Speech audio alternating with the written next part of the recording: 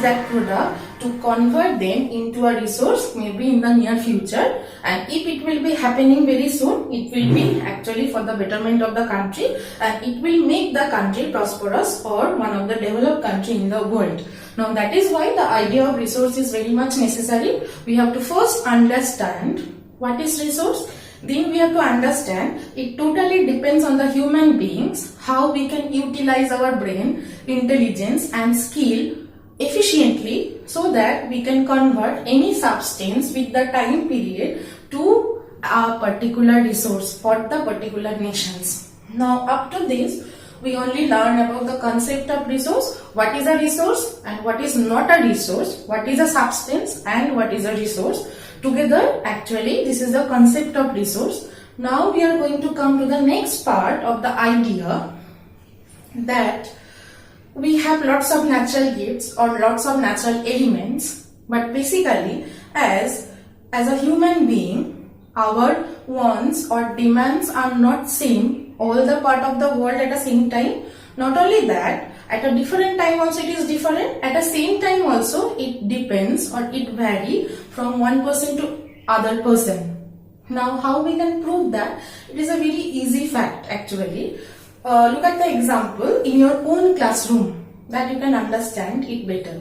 Look at the example of your own classroom. Maybe if you have 50 number of students in your classroom, at the same time, at the same day, all the children's wants, not only that, their demand is not same at the same time. Not only that, that is going to vary from person to person with the time period. So you can see that as human beings are individual and we are all different individual, our demands are not same and it can vary from one part to the other part, even it can vary in one country. Let us look at the examples. Look at the examples of the early human.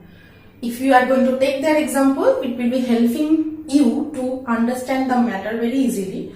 The early humans actually, they are the human beings from the time existence or time immemorial, but early humans have their demand very much limited, and whatever they have actually demand in them, that can be fulfilled from their immediate surroundings. They don't have to go anywhere, or even they don't have to take the things from the other area, or they don't have to import the things from the other area without harming the environment. They are continuously, their demand can be fulfilled from their immediate surrounding. But you can take today's generation or now the present time.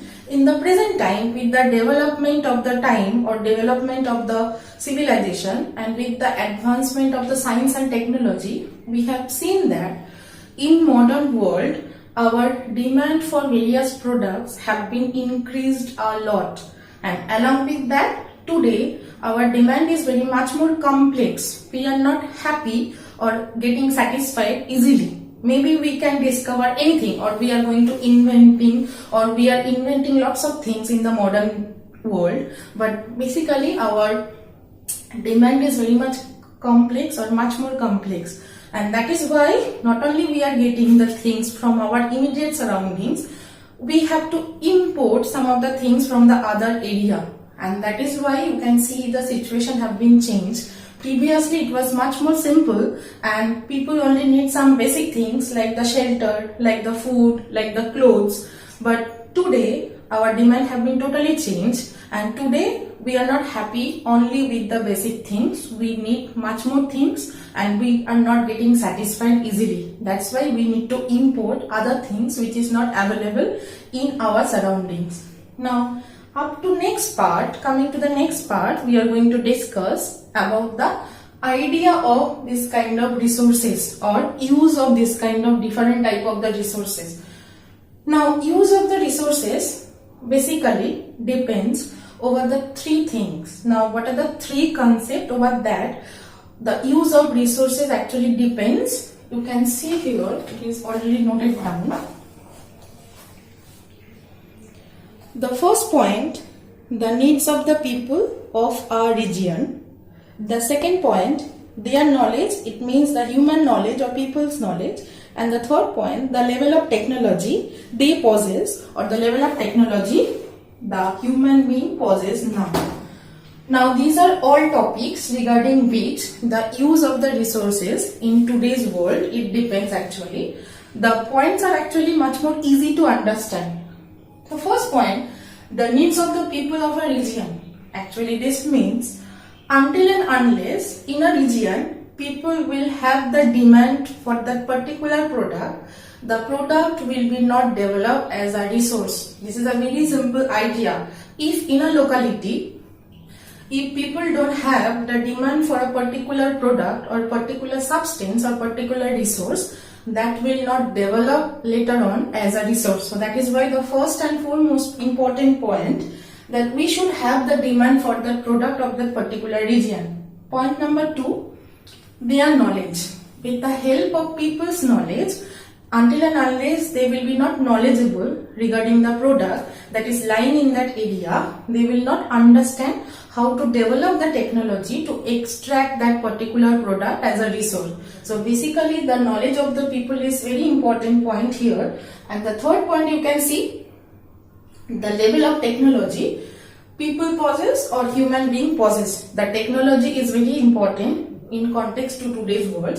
Without the technology now, we cannot develop our resource. That is why until and unless we don't know how to use the technology for that extraction process, definitely that region will be lacking behind. That is why the need of the people, the knowledge of the people, and along with that the technology of particular area or technological development of the area is very much necessary to discover that the product will be in the future developed or converted to become a resource. Let us discuss about the first point, the needs of the people of a region.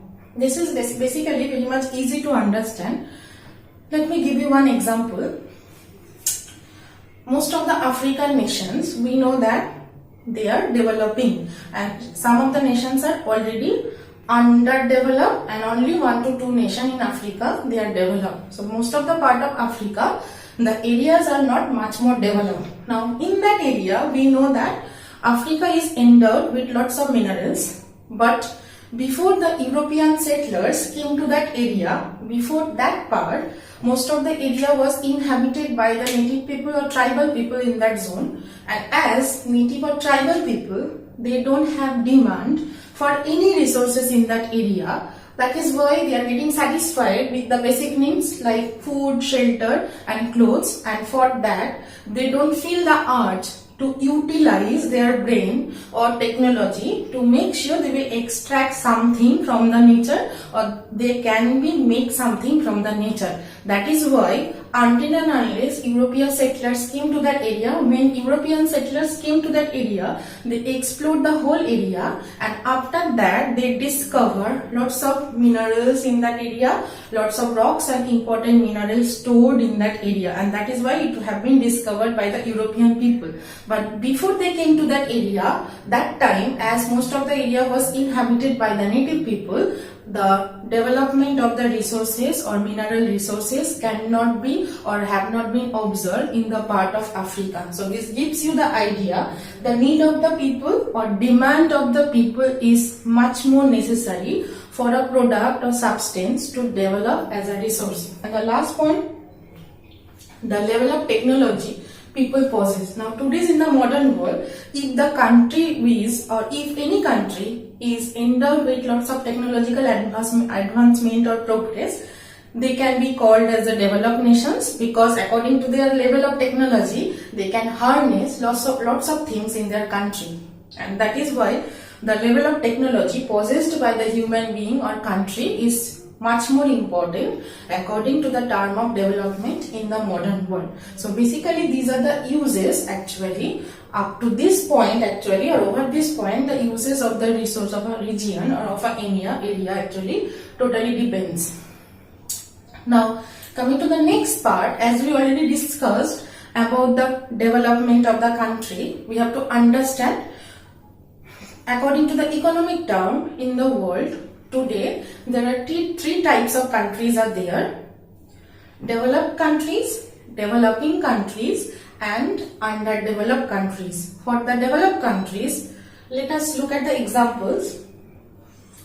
USA, UK, Japan, China, these are all today in the modern world, they are the developed nations. Now as people will be determining the level of development up to which level they can extract the resource of that region, according to that the country will be either make the progress or either they will be the backward or they will be progressing. So that is why USA, UK, Japan, these are the country already they possess the technology, they have their resources and they can utilize their resources to its fullest or to its full content. That is why they can be called as developed nation in today's modern world. Some of the nations are developing. These nations, like some of the African nations, you can take the example Somalia, Ethiopia, Yemen, these are the countries actually they are developing because in their country maybe they have the reservoir of resources or they have the reserve of resources,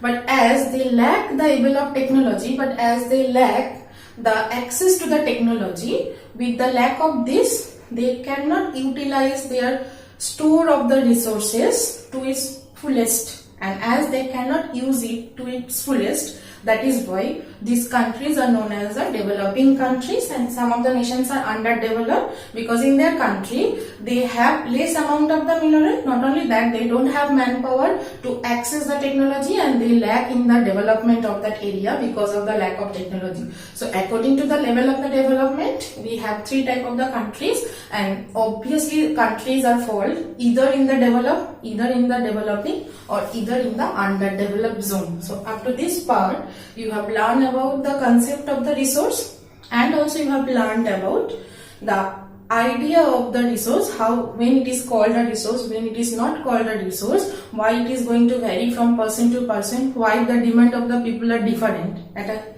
different regions of the world. Not only that, why it is different from one time period to the another time period. So last part of this concept that we are going to discuss is the same type of example. Suppose look at the example of the forest. Forest is very useful to us. Now the same example, but their importance is going to vary time to time. How we can prove that? Let us look back at the few earlier period. In the earlier period, the utilization forest or utilization of the forest were only for making different type of the construction of the houses, or for the firewood, or from the forest we get different type of the product. But now in present scenario, forest can be utilized not only for converting them to a national park, but also in the national park flora and fauna can be conserved or preserved, and by this they can generate the tourism. Not only that, from the tourism we can earn the money, so our economic part will be also developed along with the tourism part. So basically you can see that previously the uses of the forests were very much limited, but now in a modern technology, with the help of modern technology and knowledge, forest can be utilized for a various purpose. So in the last part of the concept, what we can conclude that resource is not the thing or object, but the value of it, or but up to the ability to satisfy the human wants, that is known as the resource. So resource means actually the value of the product or the ability of the product to satisfy the human wants, that is actually called the resource. That's why beginning of the chapter, when we started the chapter explanation, I told you that the word value is very much necessary to understand the concept of the resource, to know what is resource and what is not a resource.